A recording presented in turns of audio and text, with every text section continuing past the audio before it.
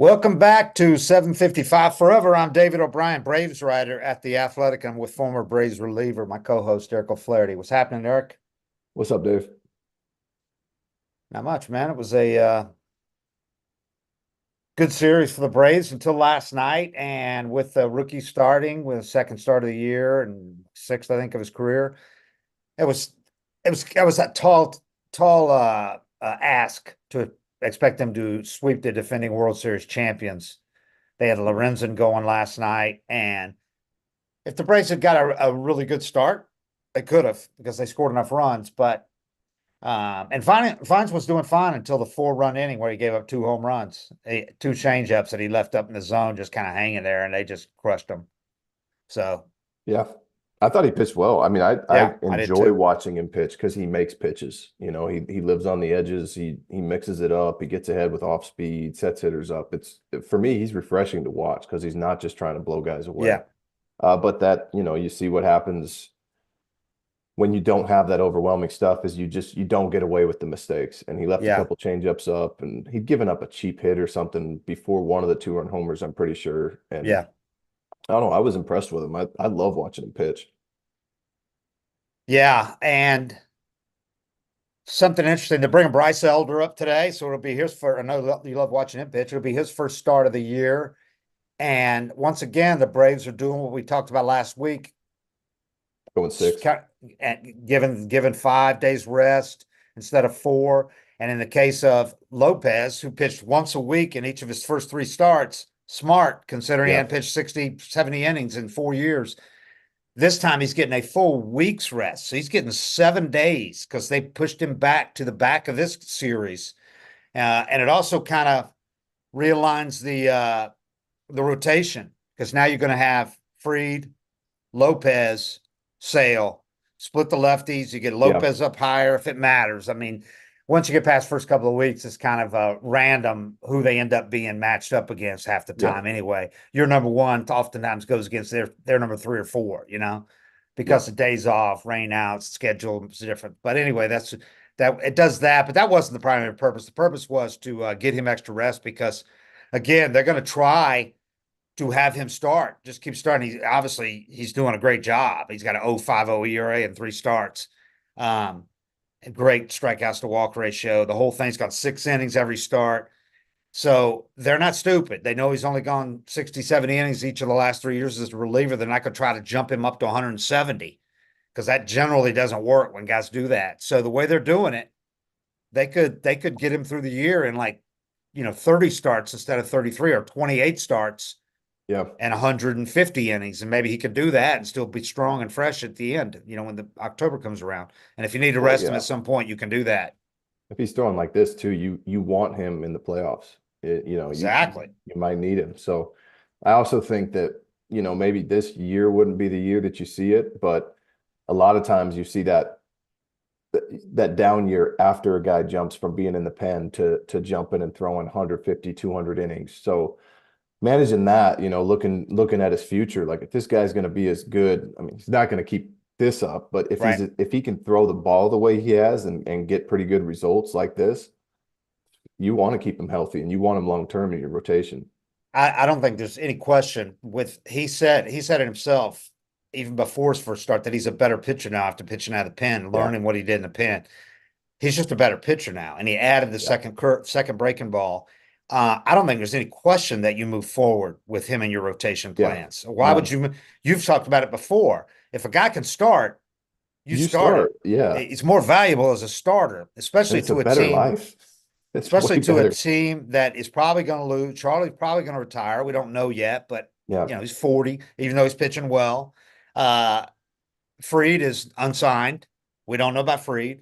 Strider should be back early next year. We don't know about April, but so going forward, you need to be able to count on one guy. And if he keeps up anything close to this, there's no question he's in my postseason rotation.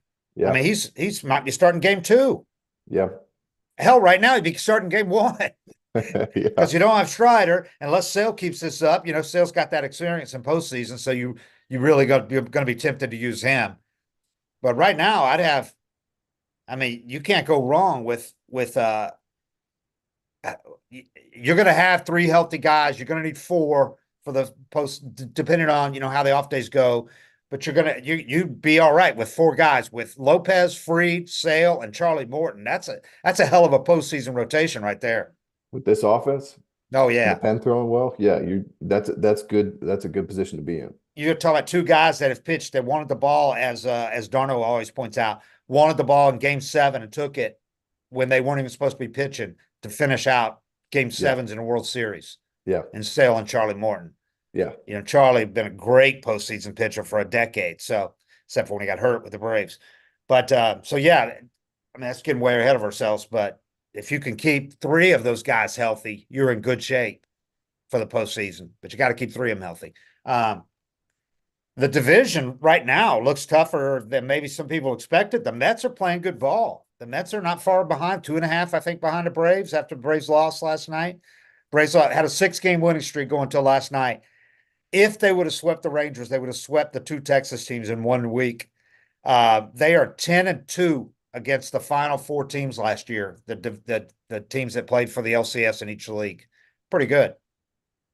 Yeah, I mean, you look at this team. I was shocked they didn't come back last night. I almost would have bet on it, but you look at this team, and really, it's just, and this is why I like them kind of giving the starters more rest. Is it's just a question of health. I Yeah, mean, they're playing the way they are. You got Ozzy banged up. You got Sean Murphy hurt. Strider's out, and you're still this good. But really, the only thing, and it's something you can't really, I think it'd give me the most anxiety as a GM is that's the one thing that's out of your control. You can build the team however you want. You can't control injuries. And yeah. that's why he's focused so much on depth, and they got it. Did you see Kirby Yates last night? No, what do you do? He got a 4-out save for the Rangers, his second 4-out save for them. As somebody noted, I don't remember him ever having a stretch this good when he was with the Braves. Braves didn't bring him back after rehabbing him and getting him healthy, And he goes to the Rangers. And again, another testament to how meaningless spring training stats are for veterans. Yeah.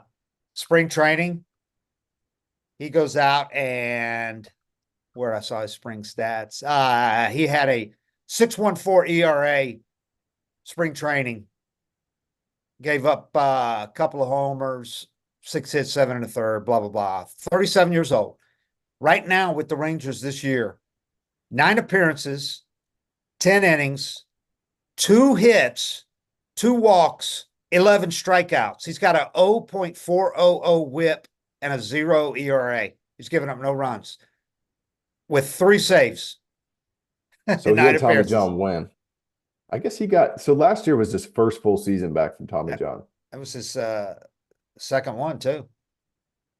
Yeah. Yeah. And he's 37. That's pretty impressive. I would assume he's finally feeling like himself again. Because watching him last year, you always felt like he was searching. He'd have a good one, and then he was kind of searching. He's a stereotypical veteran reliever because he's throwing 93, 92.7. He's just locating. He's not missing. I guess it's almost an advantage to be coming in throwing 92 these days because guys are so used to guys coming in throwing 98. You're below the hitting speed. Yeah, exactly. Which is insane to say because 93 used to be a damn good fastball. Used to be a hard thrower, yeah. Now guys are out front. But yeah, that was the one nice thing last night to see him healthy and pitching well. So that I did a thing today where the Braves, I figured out the Braves ERA because I looked at the Braves bullpen ERA and they're ranked 10th in MLB, and I know how well they've pitched. So I'm like, that I don't think that's really indicative of what they've done. So I remembered that series against the Mets where they got blown up in 3 straight games, and one of them was Guillorme giving up the grand slam. But 3 games in a row after having pitched a bunch in the previous games because it was the Strider 4-inning game where he left with a sore elbow. Fried got blown up 4 1/3 with 7 runs. So the bullpen had pitched a shit ton in the games before that. Then they got blown up 3 straight games against the Mets. So I said, okay, what is it other than those 3 games? In a thing I wrote today. And this was going into last night. Because last night, Matzik gave up a home run last night. So that would have changed a little bit. But here's what They had going into last night, they were 3.42 ERA, ranked 10th in the majors. 26 earned runs. 15 of them had come in the 3 games against the Mets. In all the other games, the Braves had a 1.73 bullpen ERA, allowed 11 earned runs and 57 innings. The leaders in the majors are 1.65 Detroit, 2.11 Cleveland. Those are the only bullpen ERAs below 2.81. The Braves, I know you can't do this. You can't throw out the worst outings, but that was a 3-game series against the Mets. Other than those games, they had a 1.73 ERA before last night.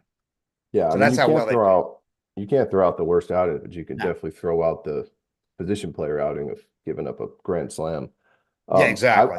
I would think that, if I built one of these websites, I'd put a minimum of 5 appearances, when if to qualify as a bullpen guy or something like that. I'd Right. set it up so that you're getting the actual bullpen and the guys that are always there, not some guy that got called up on the wear it day or to make a Right. spot start. Right. I would try to eliminate those, and you'd get a lot better picture of how the bullpen's A doing. better indication of what Yeah, to expect going yeah, forward from that team. Yeah, that's true. Um, Talking about Lopez and how they've pitched him, he's going to which pitch Wednesday, which will break his streak. He had pitched Tuesday, Tuesday, Tuesday. He's on the Japanese league schedule or the college Friday night starter yeah, schedule. But it's working. And people said, yeah, you got to get him more throwing off his routine. No, he said the extra rest is helping him. He's no dummy. This guy knows that he's been in the bullpen and that it would be stupid to expect him to go from pitching 60 innings, 65 innings to pitching 175 innings. That doesn't happen. That's hard. yeah, And if he did, the next year he'd probably have the sort we've seen that before, where the next year, especially if they go into postseason and he has to yep, pitch another 25 innings, yeah, the next year is when the elbow goes. yeah. At spring training, a sore elbow, like Matzik did after all that work in the postseason. Some of those guys are not the same for 2 more years because they keep pushing. Anyway, Lopez, uh, we talk about how Fried's gotten off to such a rough start, showed a lot better signs the last time in Houston, still not a good start, but a lot better in the first 2. And Strider's out. Well, Lopez has pitched so far beyond expectations that I think he's picked up a lot of the slack. In effect, Yeah. he started the year as the number 5. He's pitched like a top 3 starter. He's pitched so far like an ace. I'm not expecting that to continue, but he's gone 6 innings every time out, pitched like an ace. So that's really 6 is helped an the ace pen. now too. Absolutely. Yeah, 7 is absolutely deep in games yeah, nowadays. But so he's got the majors lowest ERA. He doesn't qualify right now because he fell below the innings because of the number of starts he's made. But among starters who've made 3 or more starts, he's got the lowest ERA in the majors, 0.50. Chris Sale, the ERA is a little up because a couple of innings, but yeah, Chris Sale's got a 1.05 WHIP. yeah. 24 and 2/3 innings and 27 strikeouts are both the highs on this team. So I know he was a big question mark for a lot of people coming in because of the injuries, but we saw in spring training how healthy he was and how well he's pitched. But right now, it's if somebody had told you you're going to be without Strider after 2 starts and Fried's going to pitch like crap his first 3 starts, you'd go, oh, they're in trouble. But nobody would have expected this from obviously Lopez, and also Sales surprised a lot of people. Not with the ERA, but with those other numbers. Those are solid. Yeah, that's kind of, I mean, that's what I expect out of his stuff. When I saw he was still throwing 95, 96, it's Yeah. just there's guys that you watch and you're like, I don't know how you could fail. Like Yeah. the battle when you're throwing that stuff with that slider, Yeah. you could tell the hitters what's coming and probably still have a good season because it's just such a tough angle and it's fast and he gets extension and he's sidearm and I mean it's just a nightmare to try to hit that. If he can just get it in the zone, he's going to have a good year. I can't even But imagine being a lefty trying to hit that. no, I would just stand there and hope that he couldn't throw 3 strikes before he threw 4 balls, John Kruk in the All-Star game as RJ. just turning around to the other side. Turn of Hattingale went around. Yeah. Um, so obviously the biggest thing over the weekend, and it got a little overshadowed because they played Sunday night on ESPN, blah, blah, blah. But Travis d'Arnaud, I Yeah. mean, this guy's 35 years old. He was the second catcher. It's not a normal second catcher situation, though. It's more of a platoon. He plays a little less than Sean Murphy. But with Murphy out, kind of like last year when Travis d'Arnaud had the concussion and Murphy played every day. d'Arnaud's not playing every day because Chadwick Trump's played so well. And Snit doesn't want to wear out Travis, 35. But d'Arnaud comes into the game Saturday or Friday night. 3 homers in 3 straight plate appearances, topped by a grand slam that puts the Braves in the lead for good. It was so dramatic. He had 6 RBIs in that game, 2 homers off lefties, and then one off a righty, a grand slam after Michael Harris. There's 2 guys on, there's 2 walks, and you're going, Travis is going to get up again. Then Michael Harris singles, but it's a ground ball, so they can't score. Loads the bases and I just had this feeling, man. It had that magic feel to it. Yeah. And they were all no doubters. They were all like 430 feet, all of them like 107 to 109 miles an hour off the bat. He crushed them. This guy, man, he's just misleading. He's got sneaky power. He has a It's 30. smooth. It's really smooth. And he uses a 35.5-inch bat. Does he really? Yeah. Yeah. It's only 31.5 ounces, but it's 35.5 inches. I asked him about it. He said he hates getting jammed. So he said, I'd rather hit it off the end of the bat than get jammed. So that's why he uses a 35.5-inch bat. See, I would think you'd get jammed more with a long bat, but maybe she's grabbing a long bat and standing off the plate. Yeah. It doesn't make. Yeah, he does. If you look where he stands, he does. Yeah. He does stand back. But I asked him what's the model, and he said, I'm a bat whore. So that was the one I grabbed yesterday.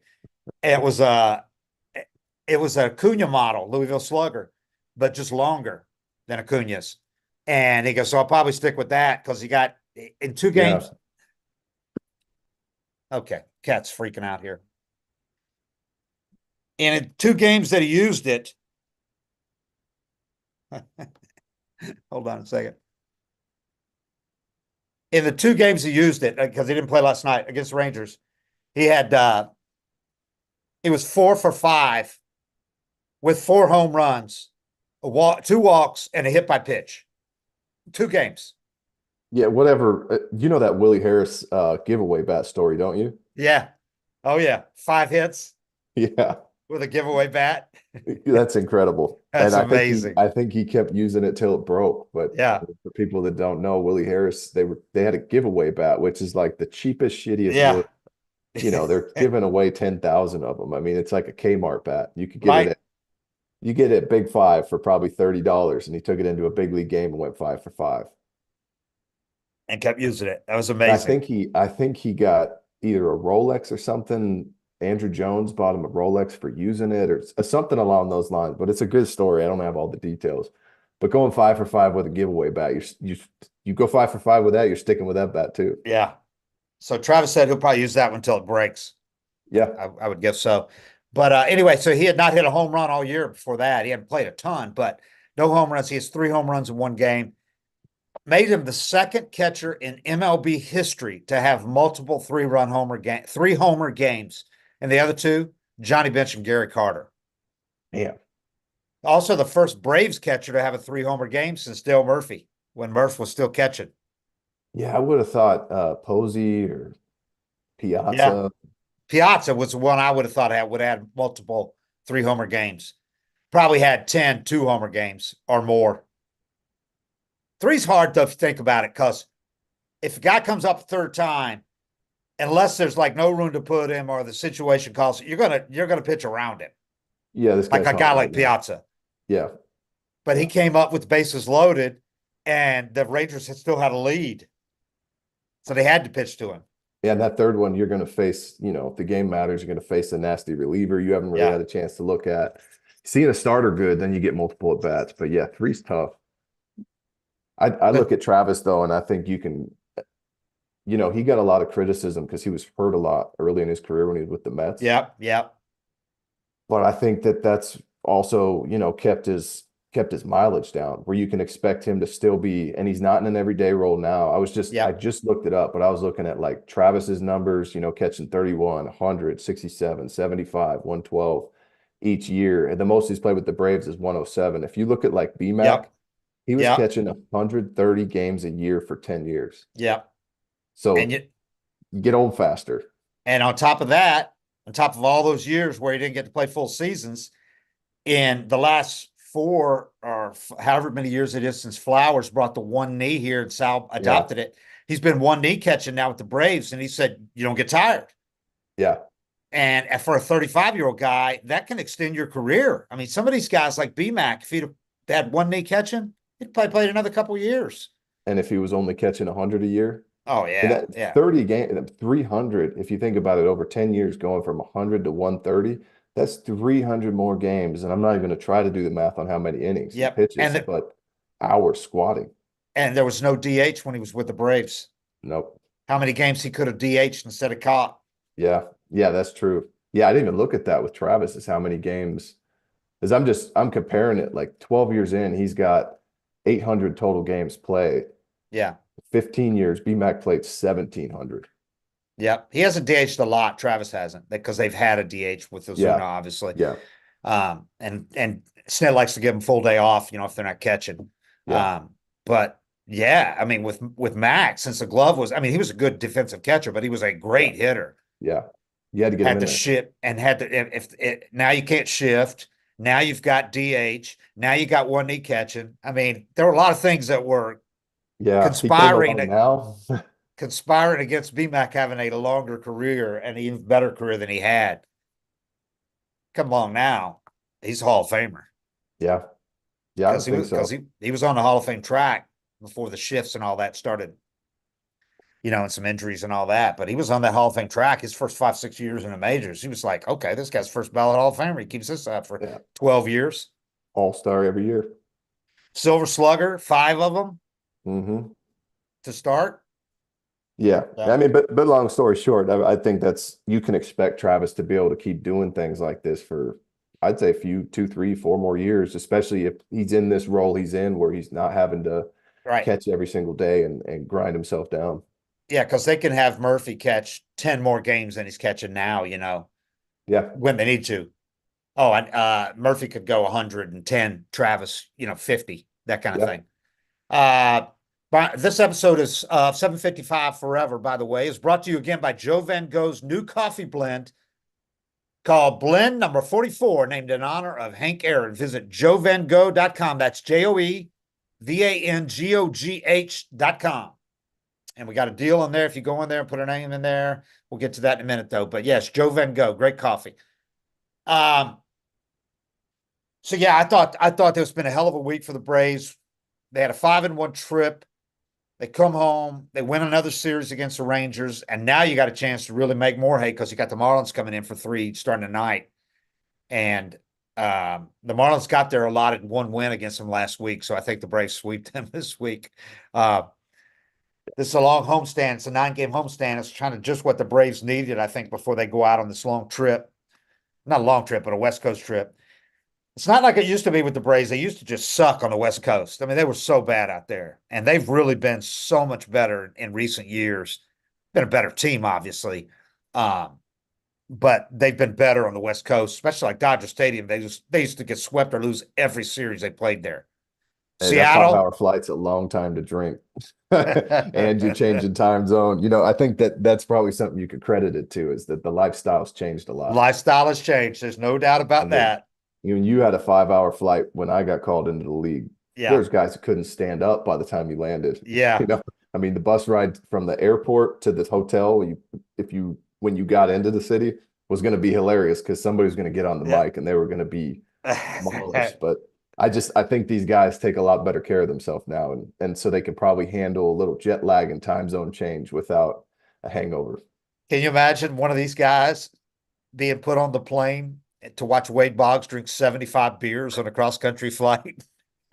Yeah, I don't know if I've told this story before, but when I got called up to the Mariners, our first homestand, I finished the game and I come in and there's almost nobody in the clubhouse. I'm like, where is everybody? And I go in the sauna probably 10, 15 minutes after the game, and there's just empty beer cans all over it. Probably 15 guys packed into the sauna. And it's like, you want to do anything worse for yourself for the game tomorrow. you're already dehydrated from the game. Let's jump Yeah, in the yeah. sauna and sweat for 10, 15 minutes while we house beers and dehydrate ourselves further. The And worst then thing you could everybody possibly do. let everybody walk out of the clubhouse eating an ice cream cone because we had a soft serve machine. Like you think about that change in the game over just the Yeah, course of like 15 years. yeah, It makes a lot of sense why guys are able to do what they do physically now that, throw 99 and hit absolutely. opposite field bombs without being on steroids. It's like it's a different lifestyle now. I would say my time was definitely more fun though. Yeah, I would agree with that. I covered your time and this time, and just watching them and listening to the conversations, like day game Yeah. after night game. I would say that's safe to say that your time was more fun, and for the writers too. It was a different Yeah. lifestyle for us too, man. Yeah. Or for some of us, it was. But yeah, this homestand, you better make hay against these Marlins because you got next in here Cleveland, and Cleveland's playing great ball, man. Yeah. I think they had 16 wins for yesterday, the most wins in a major, like 16-6. So they got a better record than the Braves after that loss last night with the Braves. So I'll be interested to see them when they come in here. I haven't seen them in a while. Didn't go to Cleveland last year. So They lost uh Bieber, didn't they? yeah. Yeah, Yeah. he's out.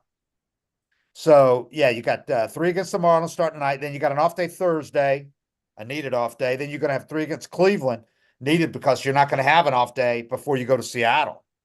You're gonna have to go from straight to here to playing. You got a day game Sunday here, then you're playing the next night in Seattle, and six games in the West Coast, three Seattle, day off the following Thursday, and then three at Dodger Stadium. Freddie's out of his slump the last couple of games. He's got some big knocks. He had a little mini slump for Freddie. Yeah. You'll look up at the end of the year, he'll be right around 300 with, 30 doubles and 25 homers or whatever it is. He does Yeah, this though. And the only time that it sucks is when his slump starts in the playoffs or something like that. yeah, But if you face him, if he's in a slump, I don't trust it. Today might be the day that he goes four yeah. for four and goes on a tear. He can break out of a slump about as fast as anybody I've ever Yeah. seen because his And when he swing is breaks so out, simple. yeah. His swing is so simple. He doesn't change anything when he's slumping. He finds something that's just a tiny bit off, but it's not even visible to the naked Yeah. eye. Yeah. And then next thing you know, he's got three doubles in a game. So I tell you who's slumping, man, for the Bravos, Matt Olson. Yeah. We were talking about him because like a week and a half into the season, after leading the majors in homers and RBIs last year, he was leading them again this year, right? So he was still hitting on April 14th. He was still hitting after that game that day. He was hitting 293 with a 973 OPS, had three hits that day, including another homer. That gave one, two, three, four, five. What? One, two, three. That was three homers and three, four, five, seven. 11 RBIs, 14 games in. Last three games, Olson is 1 for 20, 14, 16, 1 for 20 with two RBIs, and the strikeouts are what's really jumped. He struck out, he went 0 for 4 with a sombrero last night. Four strikeouts, golden sombrero, four strikeouts, 0 for 4, 4 Ks.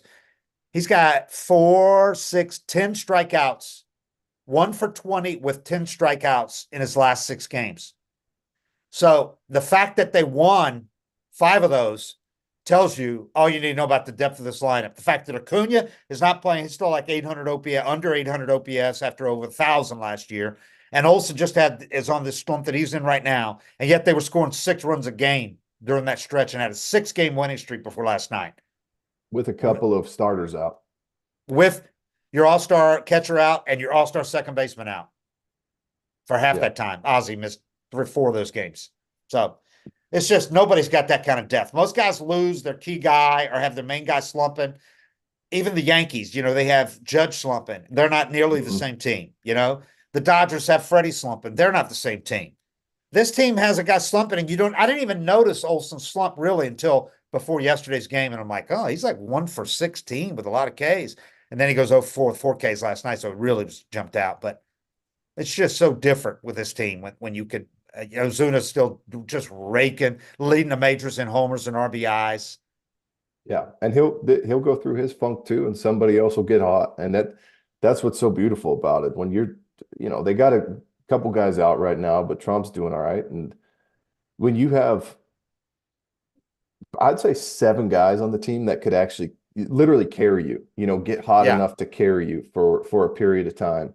Yeah. One of them's probably clicking. Okay, one or two of them might be slumping, but you're just playing the odds of one, and when you're facing them and pitching against them, today could be the day they break out. It's Matt Olson, still Matt Olson when he gets in the box against you. Yeah. You hang a slider to him, you know what's going to happen. Same with Acuna and so on And with the whole lineup. Riley and But yeah, there's so much. The lineup is so deep and that's when you see teams that go through these funks where they lose 9 out of 12 or something like that, and they're supposed to be really good. It's like, well, yeah. we're relying on 2 or 3 guys. They're not. They're relying on 7 or 8.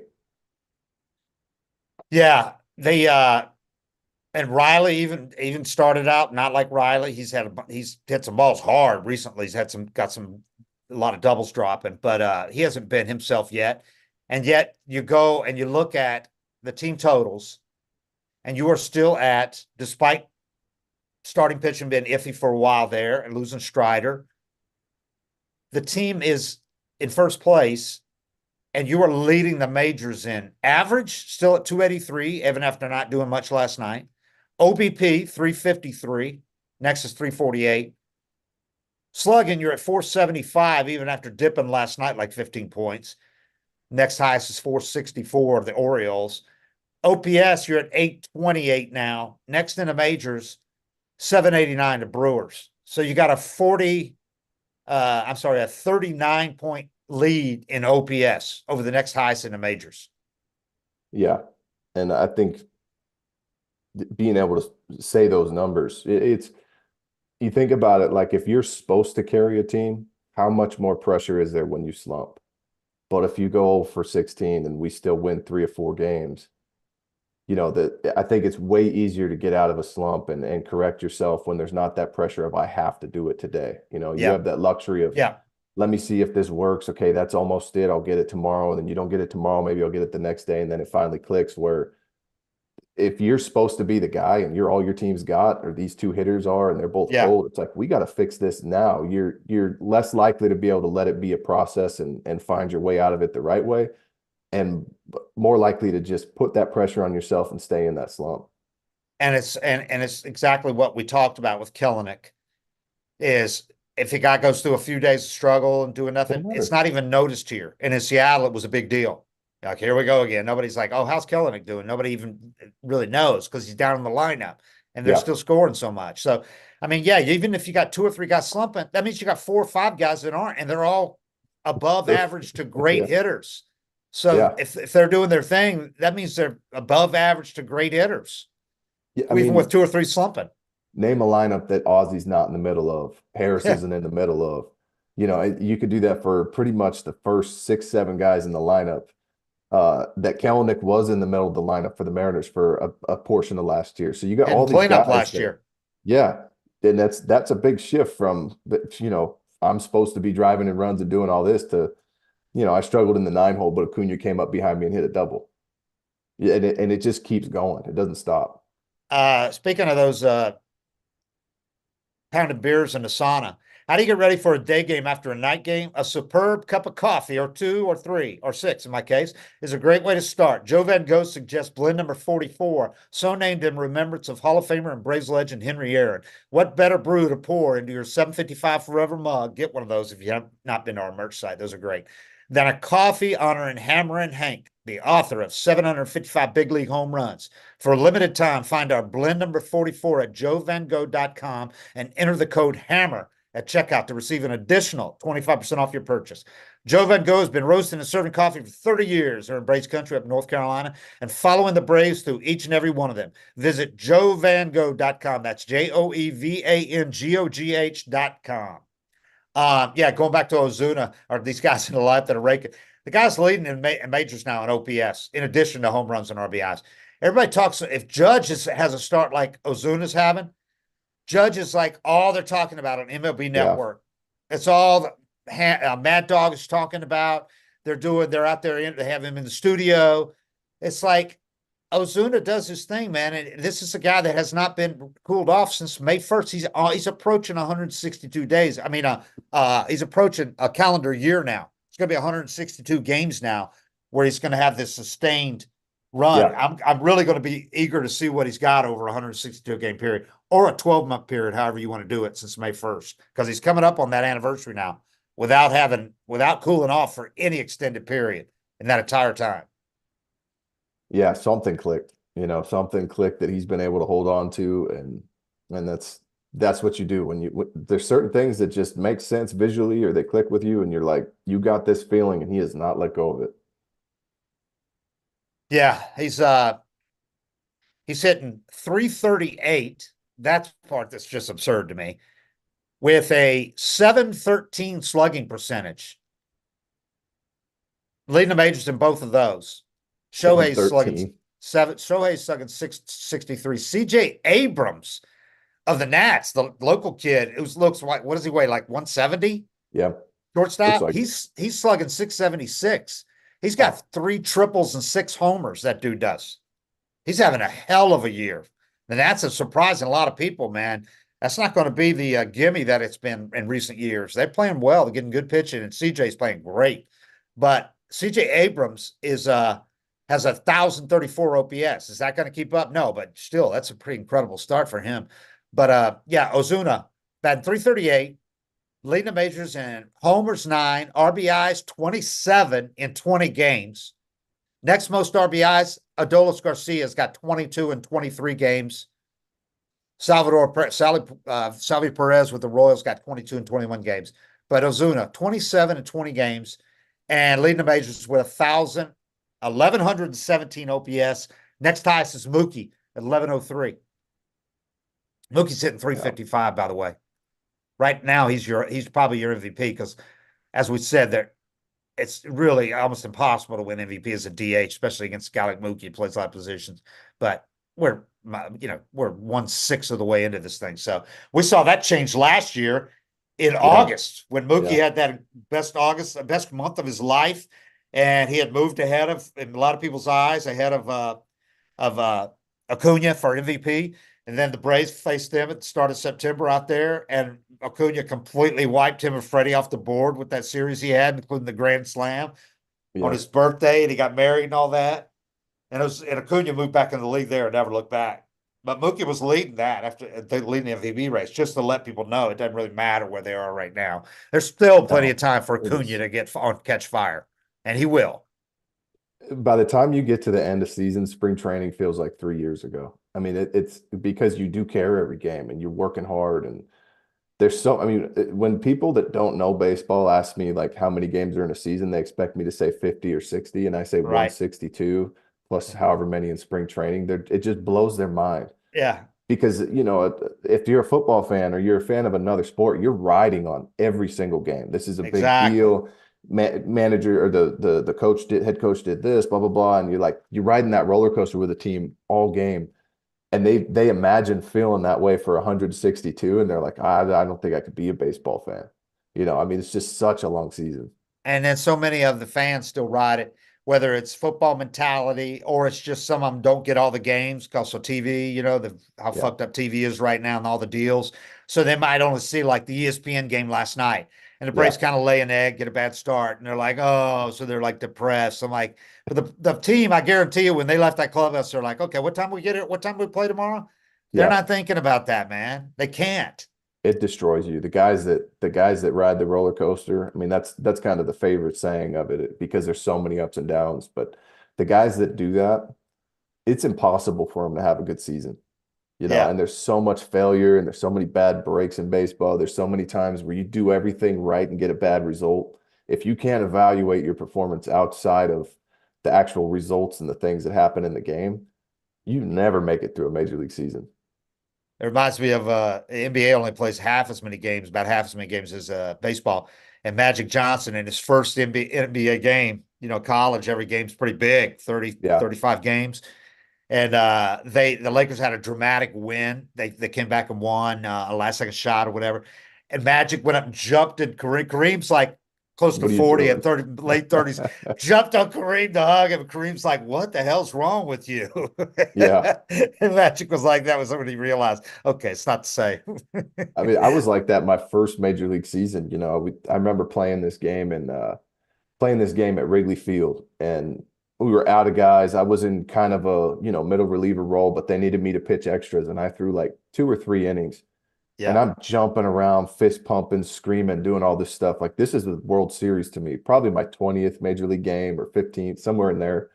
And I remember walking in and I see Jared Weaver or Jeff Weaver and Jared Washburn just like covering their faces. They were laughing at me so hard because to them it's just another game, right? Like we're going to try to win this thing, but it's not the end of the world. And that season I burned out. I got to like August, but emotionally by August, I was just exhausted caring that much about every single result. Like you kind of have to train yourself to stay real neutral throughout a season. And the best at that, the guys that are the best at it, and you see a guy like Anthony Rendon have a great career, and everybody's under the impression, and some of his comments give you the impression that he doesn't really give a shit. But it's almost a benefit. It's almost a benefit to be able to just brush stuff off and not be that invested. Well, yeah, I think he may take it to the extreme though, because Yeah. I think he really doesn't give a shit. I don't think he Yeah. likes baseball that Yeah. much. Yeah. He's back on the IL. I know this is a shocker. But yeah, hey, the Braves are, just to wrap it up, they're doing what they're doing. Uh, we went through all the injuries and everything. They're doing what they're doing despite that Ozuna 11 17 OPS. Ozzy Albies is next. They don't have another qualified hitter who's with enough ABs to have a 900 OPS. Ozzy Albies is second with an 878 among the qualifiers. Orlando Arcia is his third, 842. So you got two of your key guys, two of your three big power hitters, Matt Olson and Austin Riley, are OPS in 799 and 770 with Riley, 799 for Olson right now. Between them, they got 5 homers. So they're doing what they're doing without either of those guys really raking yet, which each of them's there are another Yeah. two of those guys that can carry the offense for weeks on end when they get hot, and they will. But they're hitting 231 in Olson's case, 259, Riley's case, slugging 462, 447. So they're not even doing what they're capable of doing yet. Yeah. And this team's still where they are. So a lot to look forward to with the Braves. The bullpen has been, like I said, outstanding. They had a couple of blips against the Mets, but as long as the bullpen is that strong, that deep, and you got this lineup that's capable of coming back in so many games, you're in great shape. I mean, you're in Yeah. really good shape. So, but Phillies ain't going anywhere. Mets might surprise some people, and we'll see if the Braves can win by 14 games again over the Phillies. But it might be tougher this year. I'm not And it might be expecting them good to. for them. That Yeah, might be I good think for them. so. I think so. I think they'd be better off being pushed to the wire, really, or close to it at least. Yeah, So, playing some big games down the stretch, having a little adrenaline, some packed stadiums. I mean, yep. the last thing you want to do is wrap up the season in stadiums that the teams are out of it. And I don't know where they finished this year, but just that September call up type of vibe you used to get was terrible. There's 17 pitchers come in the game and there's 5,000 fans. That's And not how you and want to end the season. and this isn't good in that regard. They finish the last 2 weeks of the season, 3 games at Cincinnati, 3 games at Miami. That's going to Oof. be dead. Yeah. And then at home, thankfully for them, with it was a 2-game series against the Mets. Now it's 3 because he had the rain out that's going to be made up. And which is good. The scheduling is good. You don't have these 3 off days like you would have had in the last 8 days of the season. And you have 3 against the Mets and then 3 against the Royals. And the Royals are playing great so far. I don't think they're going to sustain it, but Yeah. you're going to be at home. So, all right. This episode of 755 Forever is brought to you by Joe Van Gogh's new coffee blend, blend number 44, named in honor of Hank Aaron. Visit joevangogh.com. That's JOEVANGOGH.com. Appreciate it, everybody. Thanks for watching. 755 Forever. We'll talk to you.